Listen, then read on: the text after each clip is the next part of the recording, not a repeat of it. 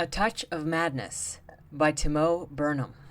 The dark figure approached, his movements jerky and erratic. Hayden slowed, squinting through the fog to get a clearer view. The man was talking, muttering a string of slurred words. Only a drunk, Hayden told himself. A chill went down his spine as his body ignored his mind's assurance. Despite growing up in them, there was something about patrolling the city streets in the fog and darkness that drowned out his rational mind. The man was close, his muttering echoing off the cobblestone and buildings, making it sound as though it was coming from all around Hayden. "Stop!" Hayden winced as his own voice raised, as though the quiet were some fragile truce with the night. The man seemed oblivious to him and continued his stumbling march forward.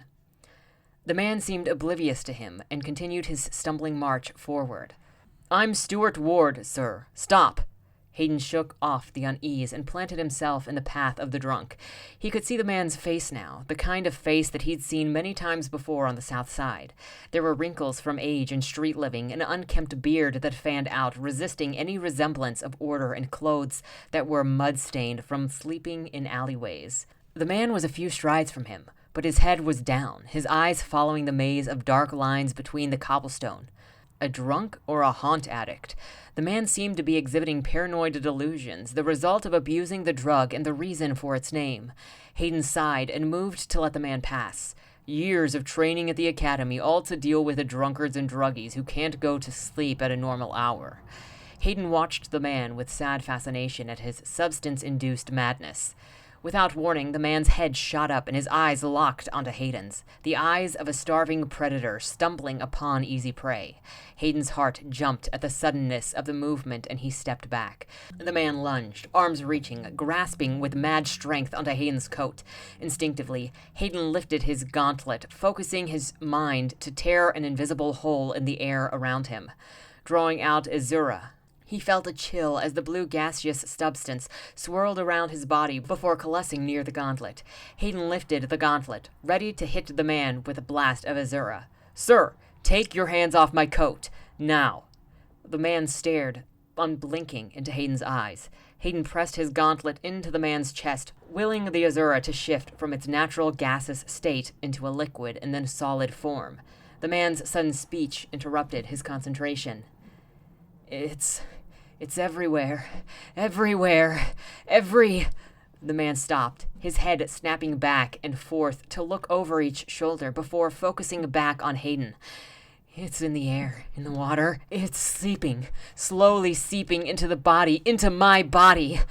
The man shook Hayden's coat as if to emphasize his words. Hayden's nose crinkled. The man's breath smelled like alcohol and rotten teeth. What is he talking about? The man really was mad, and probably not much of a danger to anyone but himself. Still, Hayden had an urge to blast him on his ass.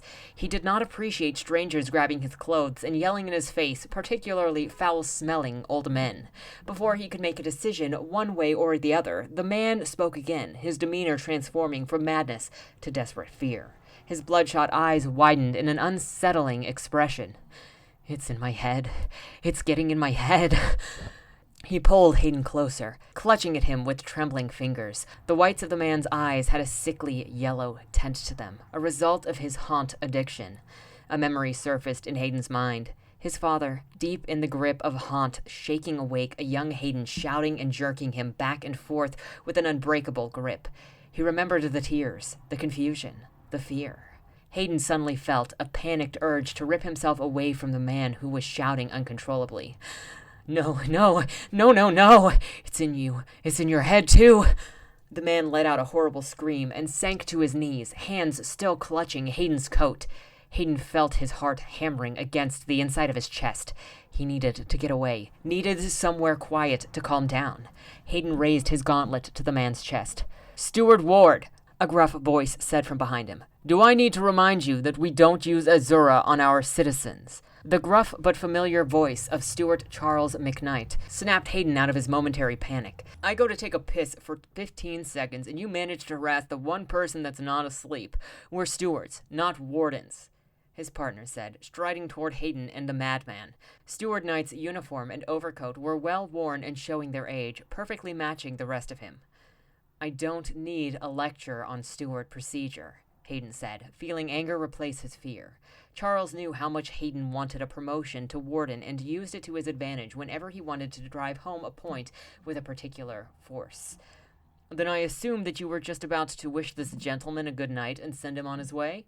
Charles said. He jumped me, Hayden protested, and he's clearly mad, rotted his brain from too much haunt. Charles scowled at the mention of the drug, but didn't respond, turning instead to the man. Are you in need of assistance, sir? The man's head snapped around as though he'd been unwillingly awoken. He stared at Charles for a moment, then scrambled to his feet, bolting down the street, his screams following him into the fog. Bit creepy if I'm honest, Charles said after silence had returned. He took out his pipe and packed a bit of haunt weed into the chamber. He stopped, noticing Hayden's disapproving look. What? It's perfectly safe in moderation. Besides, it calms the nerves, Charles said. Hayden thought about commenting on Charles's moderation, but kept his mouth shut. He was still feeling rattled from the encounter with the madman, rattled enough that he was almost tempted to ask Charles for a round on the pipe. Almost. Get it together. You aren't some pampered councilman's daughter. He took several slow breaths, willing his hands to stop shaking. Charles noticed, and his hard expression softened a bit. Just a homeless vagrant, son. Nothing to worry about. Charles liked to call him son. He had a bit of a soft streak, one that he wasn't very good at hiding. Charles offered his pipe to Hayden, but pulled it back a moment later. Ah, I forgot you've sworn off the stuff. I guess you'll have to make do with booze after the night's out here. He barked a laugh at what he apparently thought passed for a joke. His efforts were working, though, and Hayden felt his normal level of mild annoyance with his partner returning. He released the Azura from his gauntlet and felt it dissipate like steam from a chimney. Of course, steam was warm and relaxing, the exact opposite of how Azura felt. To Trader's Street, then, Hayden said, motioning to the street ahead. Aye, Trader's and then to Stoneside, Charles said. Hayden adjusted a strap on the front of his uniform, then turned toward their new destination. Steward Unit 13, please respond, a woman's voice said. Hayden turned back to see Charles holding a small orb of glowing blue glass, lit from the inside by a large crystal of solidified azura. Charles held the orb out in his hand, palm up with fingers out to steady it. He placed his own gauntlet on the top of the orb, pushing a bit of Azura into it, allowing him to communicate back with the precinct. This is Unit 13, Charles said. There was a long pause, and then the woman's voice came out through the orb. Unit 13? We have received a report of a possible disturbance at a residence on the corner of Traders and Willow's End. Sounds of a struggle and a woman screaming. Your unit is assigned to the area. Please investigate and report back.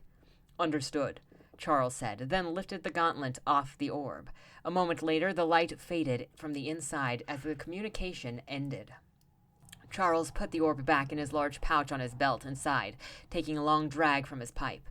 Almost a quiet night, he muttered, then stepped past Hayden toward Trader Street.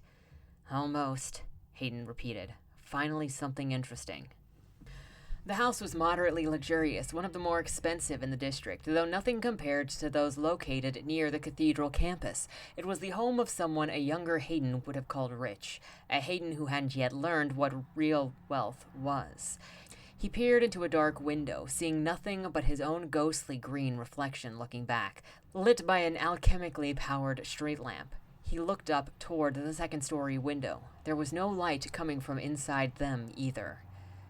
Are you sure this is the house? He asked, keeping his voice low. Could be a false alarm, Charles said, putting his face up to the window and squinting through the glass.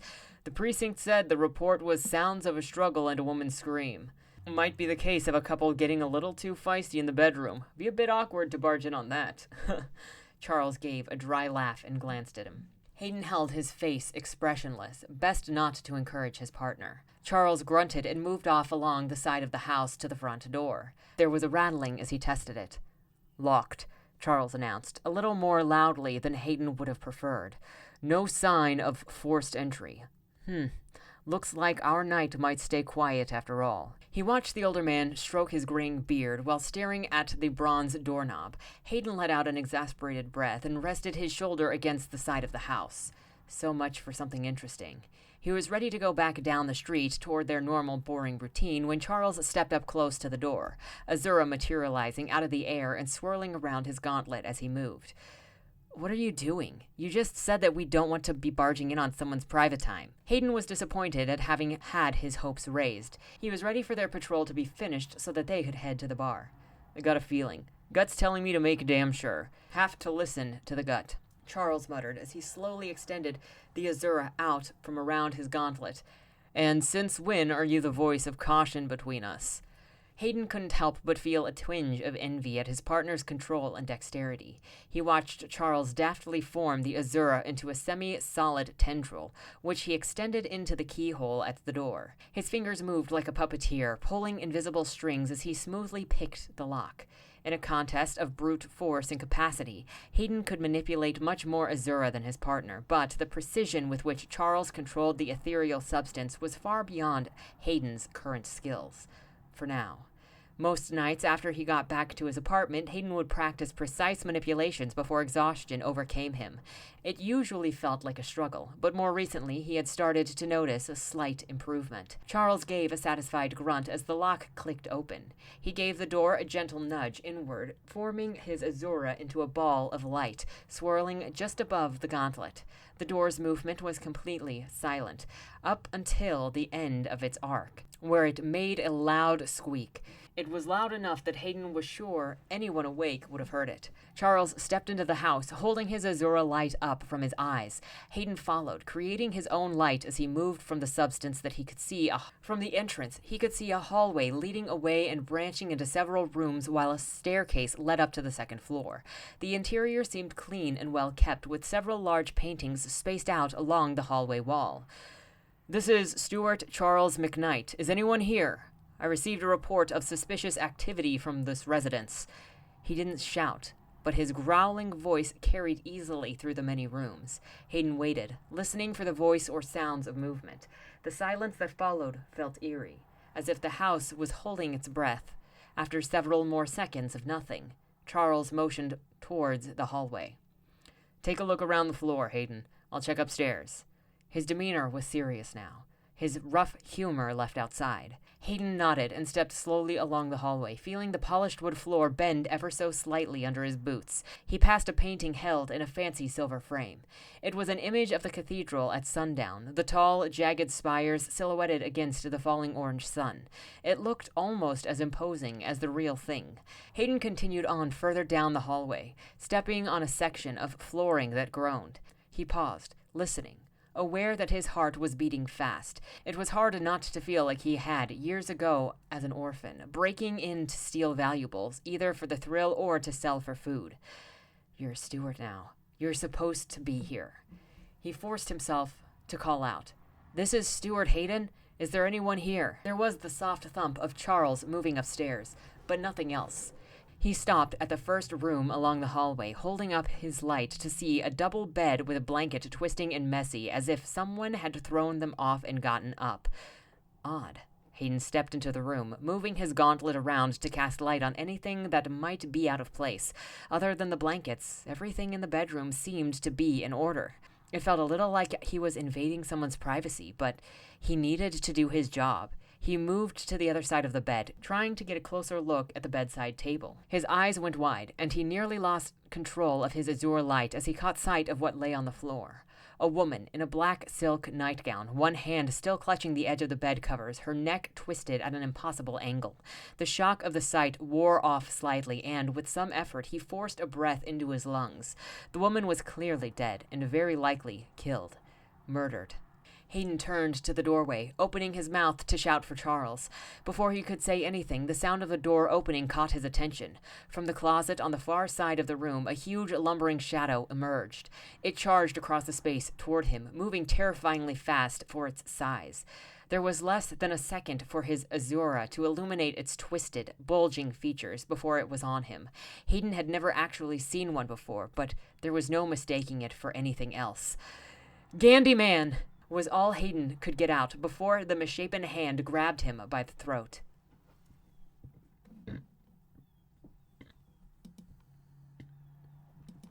Hayden clawed at the huge, sausage-like fingers that pinned his neck to the wall, struggling to get air into his body. The Gandhi man snarled, showing a row of crooked brown teeth. The thing was a man and a half tall, even with its hunched and uneven posture. Hayden opened his mouth to shout again, but all that came out was a muffled gargle. The Grundy man wrapped its other hand around Hayden's neck and began to squeeze. He felt his spine stretching at its incredible force constricted around him. It's gonna tear my head off. The thought threw Hayden into a panicked action. He pulled Azura from the air, solidifying it into a block between himself and the Grundy man, focusing his will to slowly expand it out in both directions. He felt the solid block press against his chest as the other end extended into the creature's neck. The force on his chest increased and turned into pain as the extending block pried the combatants apart. The Grundy man gave a guttural growl as it tried to hold on, but the force of the expanding Azura was too much for it. Hayden felt a painful popping in his chest as the Azura ripped the Grundy man away from him, pushing the monstrosity back onto the bed. He relaxed his focus, letting the Azura dissipate into blue mist and dropping it to the ground, sucking in air and feeling as if it'd been hanging while a horse kicked him in the chest. The Grundy man gave a rage-filled howl as it righted its massively top-heavy frame, ready to finish what it started. From the edge of Hayden's blurry vision, he caught sight of Charles. His partner's shocked expression lasted barely a second as the veteran steward sprang into action, solidifying his own Azura into a chunk and sending it out like a glowing haymaker. The Azura hit the Grundy man in the temple, causing it to stagger against the bed. The monster shook off the blow and turned it, spitting stringy saliva as it faced its new opponent. Charles pulled Azura toward him, liquefying and smearing the substance like a painter before solidifying it again. The Grundyman smashed into Charles' improvised shield, sending cracks through the Azura. The creature swung again, but Charles was faster, dissolving his shattered shield into gas. The Grundyman's wild swing hit nothing, causing it to stumble forward, off balance. Charles again hardened the Azura, blasting it off at the off-balance giant in a perfect uppercut. The Grundy man's head snapped back, and it let out an inhuman groan, falling half on the floor and half on the bed. Hayden blinked at the masterful display, still trying to get a full breath into his lungs. "Hayden, are you hurt?" Charles rushed to his side. I'm fine." Hayden managed to choke out the words. Charles began checking him up and down for injuries, feeling both of his arms and then his torso. Satisfied there was no serious damage, Charles gave him a grim smile. "Well, this is certainly a change from the usual." Hayden was still trying to get his voice working when movement caught his eye. The Grundy man was awake. "Charles!" He tried to yell, but it came out as a weak rasp. Charles saw the look in his eyes, however, and turned just as a massive hand grabbed him by the ankle. The Grundy man yanked, pulling Charles to the ground. Hayden heard a thump as Charles' head bounced off the floor. He watched in horror as the Grundy man dragged and then lifted his partner upside down into the air. Charles seemed dazed from the knock to his head, and Hayden could see blood dripping from a cut above his brow. Fueled by fear and urgency, Hayden ripped a hole in the air, absorbing Azura. He began forming it into a spike, doing his best to shape at the end into a hard, fine point. The Grundy man lifted Charles higher by his ankle, then struck the man hard in the gut, causing him to swing back and forth like a living punching bag. No time. Hayden threw all of his concentration into his work, willing the Azura as solid as possible. He's muttering a quick prayer to the bestower, then flung out his gauntlet hand, sending the spike shooting through the air. It hit the Grundy man on its side, just under the armpit. Hayden ground his teeth together, forcing the substance to hold its shape as the spike burrowed into the Grundy man's chest cavity. The giant jerked back, letting go of Charles, causing him to slam his head on the floor a second time. With the last of his energy, Hayden pressed the spike deeper until the end was swallowed completely by the Grundy man's mass. The monster let out a pained moan and stumbled back, slumping against the far wall. It groped weakly at the wound as a dark, sticky substance poured out. Hayden released his hold of the Azura, breathing like a diver coming up for air, watching as some of the blue mist leaked out of the puncture wound before disappearing. He turned and saw Charles' still form, crumbling on the ground. No. Hayden ignored the limp, shaking fatigue he felt as he rushed to his partner's side and searched the man's wrist for a pulse. It was weak, but there. Hayden bent, fumbling with this pouch strap that held the communicator. He pulled the orb out and, summoning a final reserve of strength to activate it, searched the network of communication orbs for the stronger signal that indicated the precinct. Stewart Unit 13, we have a serious injury. I say again, this is Unit 13. We have a serious injury. Hayden fell back into a sitting position, holding the glowing orb in front of him. It felt 10 times as heavy in his current state. The seconds dragged on, agonizingly long, and he wasn't sure how much time had passed when he finally heard the familiar female voice. Unit 13, message received. Are you in immediate danger? Hayden looked over at the unmoving horror. No immediate danger. What is your location? Hayden wrinkled his brow, trying to remember where it was. At the crossing of Traders in Willow's End. Okay. Menders and Stewarts are on their way to your location. Hold on just a little longer. The woman's normally flat tone took on a hint of feeling as she said the last phrase. Hayden let out a sigh and dropped the communication orb to the floor, not caring if it was damaged. He leaned over and patted Charles softly on the shoulder. You hear that, old man? Just a little longer. Hayden winced as the mender pressed on his chest, feeling around. Ribs are intact, nothing broken. I'd say you just need a couple days of rest and you'll be as good as new. In the meantime, try not to do anything too strenuous. Hayden reached up and felt for himself. The bony part of his chest seemed to move a bit more than normal, but the pain wasn't too bad. Thanks, he said. The man gave him a smile and a nod before he stepped over to where the second mender was working on Charles. This mender wore a pair of matching gauntlets, smaller than the one Hayden used. She had both hands in front of Charles's open mouth. Hayden could see a thin tendril of azura that stretched down Charles's throat. Hayden shook his head in amazement at the skilled concentration it must require. Even Charles' ability with lock-picking didn't require this mix of complexity and precision. After several moments, the mender lightly withdrew the tendril. Good as new. There is minimal internal damage and only a very minor concussion. You're a lucky man, McKnight, the mender said. She rested a hand on his shoulder and gave a gentle squeeze. The gesture made Hayden wonder if they knew each other. The moment passed and the woman gathered up her gear, joining the male partner a few steps away. Never expected luck to hurt so much, Charles said as he stood, face stuck in a grimace. Well, murder and Gundy man. Now that you have had a nice taste, are you still so ready to become a warden? Hayden rubbed his bruised neck, remembering the iron grip of the Grundy man. The fight had shaken him, scared him, but it had also made him feel alive, the same way that he'd felt as a kid, committing questionable acts with his fellow orphans. Hayden wasn't sure if it had meant something or if it was just how he felt after a brush with death. Where did you learn to fight like that? That? Oh, it's just something I picked up after years on this job, Charles said. Hayden cocked an eyebrow. What Charles had done against the Grundy man had been more than impressive. That was fighting skill he might expect from a warden, but not a middle-aged Stewart. He looked at his partner with a newfound respect. Charles pulled out his pipe and then noticed Hayden staring. Don't look at me like that. Like what? Like that, Charles said, sticking his pipe in Hayden's face. Hayden coughed and waved away the Hans's smoke, his admiration quickly turning to annoyance. There we go. Back to normal. Stewart Unit 13. Both men turned to see a uniformed man in a long overcoat approaching the house. That's us, Charles said, between puffs. Oracle Ray. Thomas Ray. The Oracle held out his hand, shaking each of theirs. I just finished with my initial report. That was some impressive work. I've investigated several other attacks like this. Brutal, horrible stuff. Never thought a single Stewart unit could take one of those monsters down, and you're both in one piece. Quite impressive. Charles grunted. All of the attention seemed to be putting him in a bad mood. You know a lot about the Grundy man? Hayden asked. The other Stewarts talked about the strange phenomena.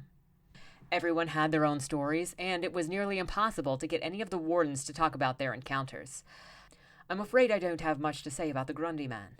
As I'm sure you know, it is being investigated, and ongoing investigations are not really something I should be talking about openly. Since you were the ones involved, here are the details I can give you. You were attacked by what was formerly Bartholomew Green, a professor of alchemy at the cathedral. It seems he killed his wife just a little while before you arrived." Hayden felt a shiver run down his back.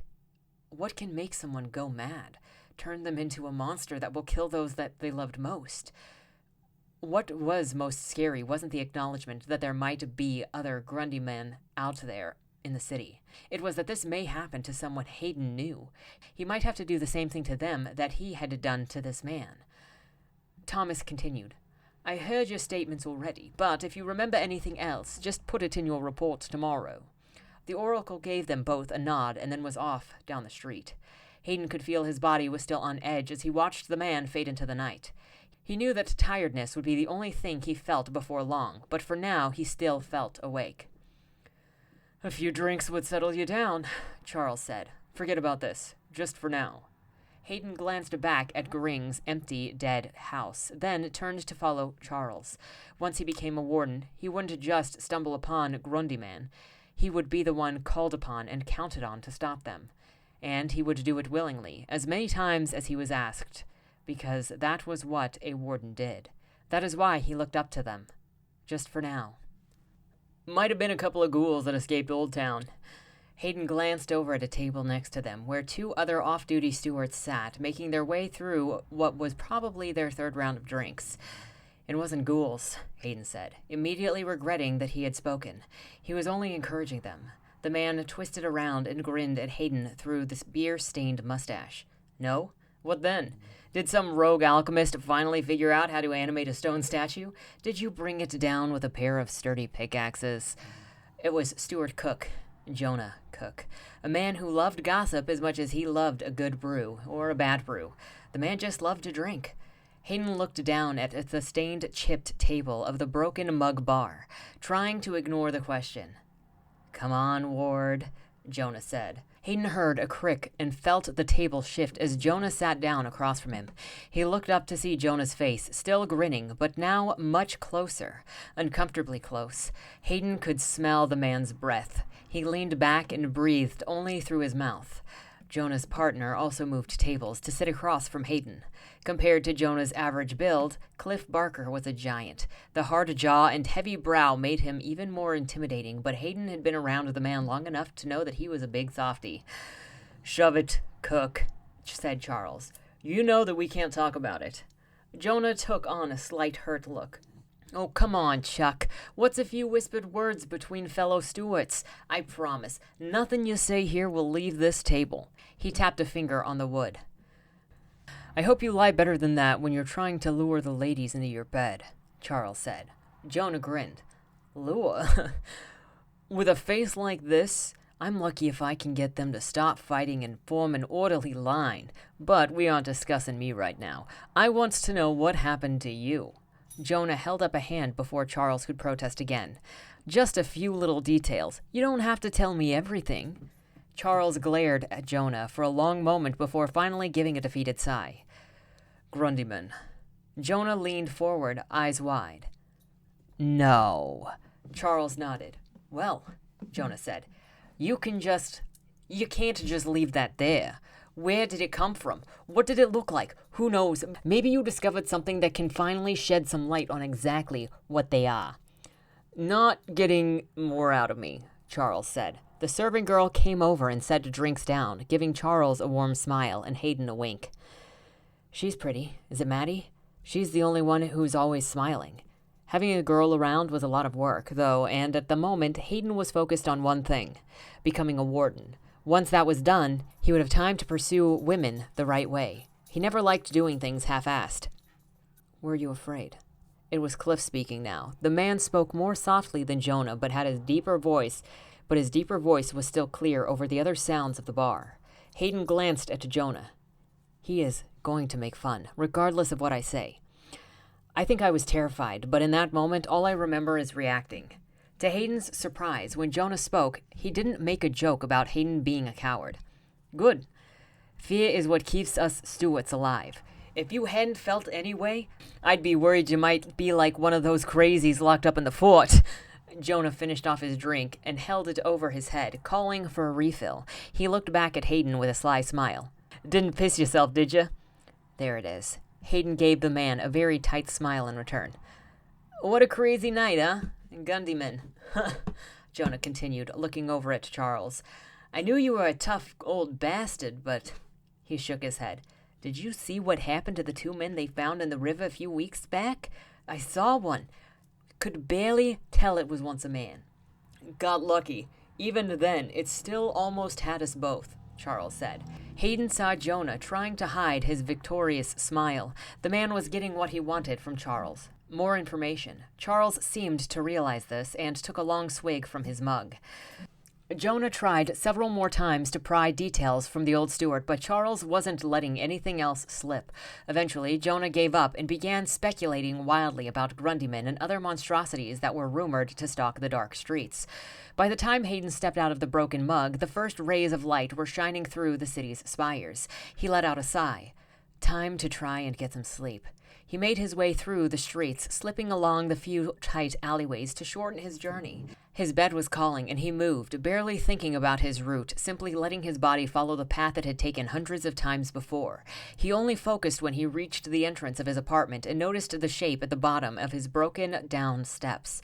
He roused his exhausted body into a state of alertness, but relaxed again when he saw the small dirt-smudged face that looked back at him. Hope. What are you doing here? Why aren't you at Mama Hazel's? Hayden rubbed his eyes with his thumb and finger. The little girl stretched out a leg and began tracing a circle in the dirt with her foot. She kicked me out for the night. Because? Hope glanced up at him and then back down. I ate one of her biscuits. Hayden let out another sigh. Hope, I've told you before, you have to follow the rules when you stay at Mama Hazel's. I know, I tried. Really tried. But she made biscuits with big chunks of sweetened chocolate in the middle. I just had to know what chocolate tastes like. And how was it? Hayden said, still trying to keep his expression stern. Hope looked up, surprised, brushing dirty curls out of her face. It was so good. I ate 3 more. Hayden fought the smile, but he was too tired to control himself. Come on inside. You can sleep on the floor. It's still a bit chilly out. Hope smiled as Hayden grabbed her under the arm, lifted her up over the broken steps. Just for one night. Tomorrow night, you're going to go back to Mama Hazel's, and you're going to behave yourself, understand? Yep.